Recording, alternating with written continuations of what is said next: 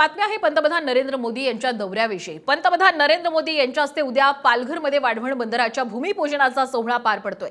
देशातलं सर्वात मोठ्या ठरणाऱ्या या बंदराला स्थानिक मच्छीमारांचा मात्र विरोध आहे।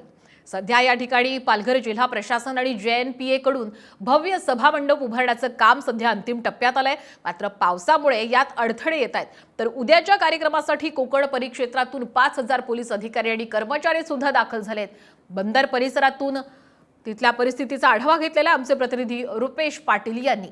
मोदी सरकारचा महत्त्वाकांक्षी प्रकल्प असलेल्या वाढवण बंदराच्या भूमिपूजनाला मुहूर्त अखेर मिळालेला आहे। याच मैदानावर भूमिपूजनाचा कार्यक्रम जो आहे तो होणार आहे आणि या भूमिपूजनाच्या कार्यक्रमासाठी ज्या सभामंडप आहे त्या सभामंडपाची तयारी जी आहे ती JNPA आणि जिल्हा प्रशासनाकडून तयारी जी आहे ती सुरू आहे। एकूणच बघायला गेलं तर मागील आठवड्यात पालघर जिल्ह्यामध्ये मुसळधार असा पाऊस जो आहे तो कोसळलेला होता आणि त्यामुळे या सभामंडपाच्या ठिकाणी मोठ्या प्रमाणात चिखल जो आहे तो आपल्याला बघायला मिळत आहे। एकूणच बघायला गेलं तर येत्या काही दिवसात पालघरमध्ये पाऊस जो आहे तो कोसळण्याची शक्यता आहे। त्यामुळे प्रशासनाने त्याची योग्य ती खबरदारी घेतलेली आहे। गेल्या 25 वर्षापासून वाढवणचा मुद्दा जो आहे तो प्रलंबित होता, त्याला कुठेतरी मुहूर्त मिळत नव्हता। मात्र अखेर उद्या या बंदराचं भूमिपूजन जे आहे ते होणार आहे।